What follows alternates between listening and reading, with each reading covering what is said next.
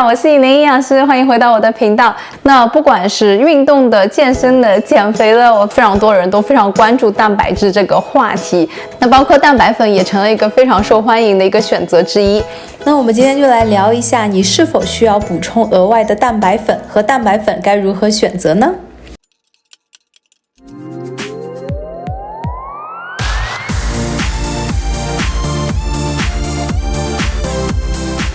那我首先来介绍一下蛋白质。那蛋白质和宏观营养素，比如说像是碳水化合物、脂肪，那这三大宏观营养素对我们身体都是起着非常重要的作用，帮助我们身体可以正常机能的一个运行。那如果长期蛋白质摄入不足，可能会影响我们肌肉的一个修复。这也解释了为什么非常多运动的人非常在意自己身体的一个蛋白质摄入情况。第二点呢，如果长期蛋白质不足，可能会影响我们免疫系统。那如果我在客户群体里面听到有人经常容易生病、感冒等等，那我也会去评估他的一个蛋白质摄入和看一下他是否是有一个蛋白质不足的情况。那是因为蛋白质它对于我们的一个健康的免疫系统都是起着非常重要的一个作用。那第三点呢，就是蛋白质对于我们的皮肤、对于我们的指甲、对于我们的头发都起着非常重要的作用。比如说，如果长期蛋白质不足，可能会有些人觉得自己的皮肤变得更加多的干枯，还有包括掉头发的情况更加明显，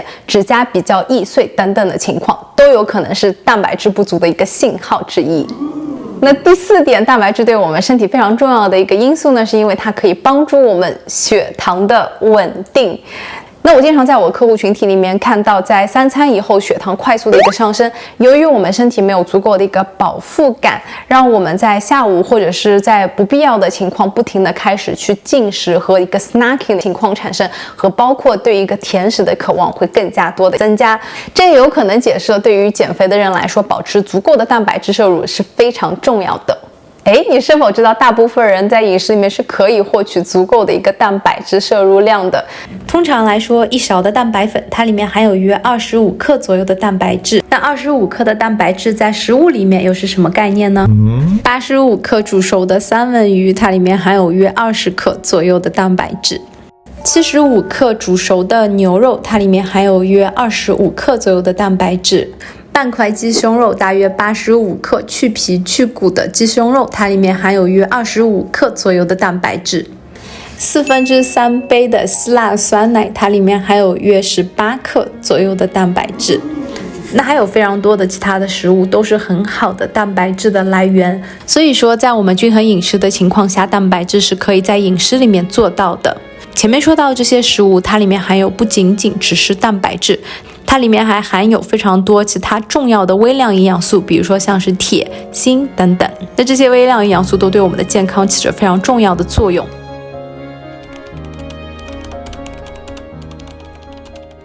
一些人群呢，对于蛋白质的摄入可能会要更加严格的一个去评估。比如说，第一个人群就是运动员。那我的客户群体里面有一些像是专业的一个运动员，那我有可能会根据他的一个训练的时间、训练的时长、比赛的时间、比赛的强度等等的情况来调整他蛋白质的一个摄入。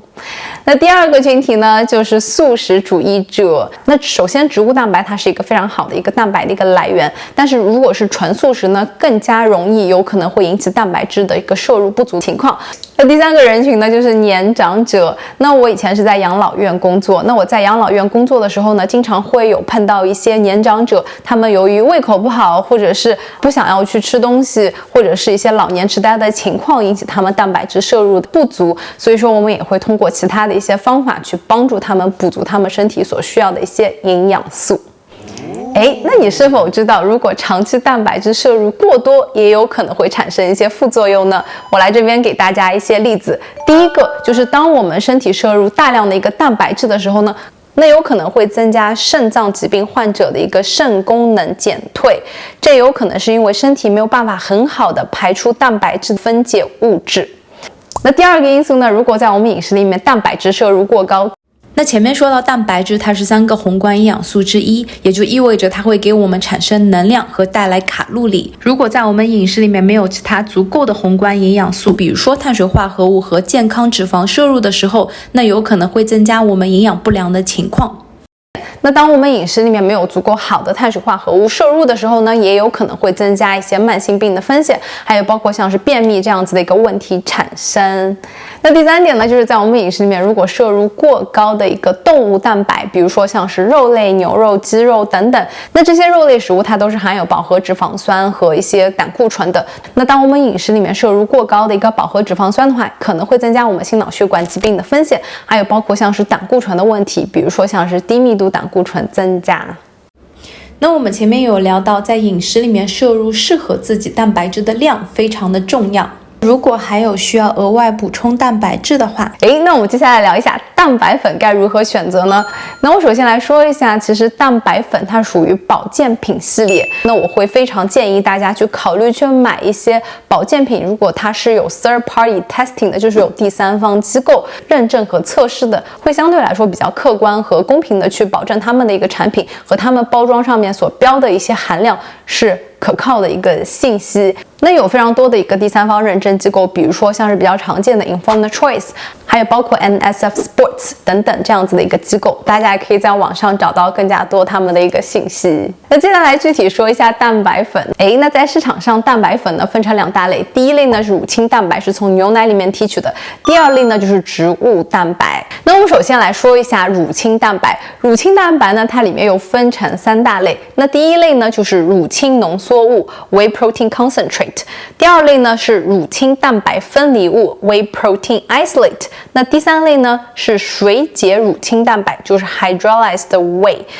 那这3种乳清蛋白它有什么区别呢？那这3种乳清蛋白呢，其实是根据它加工形式的一个不同。那比如说像是 Whey Protein Concentrate， 它是一个最常见的一个蛋白粉形式，它也是最少被加工的，价格呢也比较亲民。那其中一个可能存在的一个问题呢，对于有一些乳糖不耐受的一些人群来说，可能更加容易引起胀气的情况产生。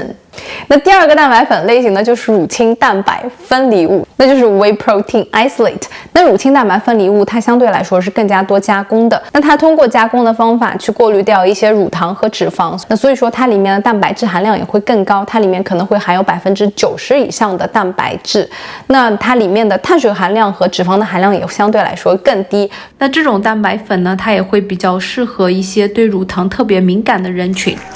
那尽管这种形式的乳清蛋白它里面的蛋白质浓度比较高，但是在加工和制造过程当中也有可能会产生蛋白质变性的情况。那如果蛋白质变性和它里面的结构破坏的话，也有可能会降低蛋白质的一个有效性。那第3类形式呢，就是 Hydrolyzed Whey， 就是水解乳清蛋白。那它是最多加工的一个形式，那它的蛋白质纯度也是最高的。那它是由蛋白质水解而产生更小的一个分子。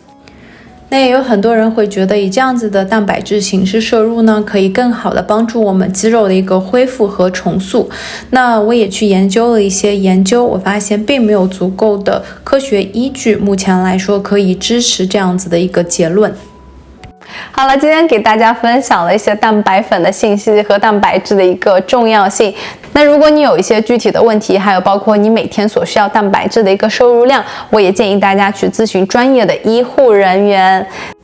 那在下一期视频呢，我也会给大家分享一些 Costco 的蛋白粉的 review 和评测。那如果你感兴趣的话，也请打开小铃铛，不要错过下一期的视频。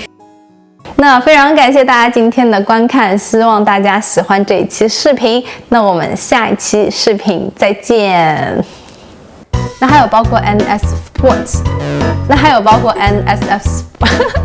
那还有包括 NSF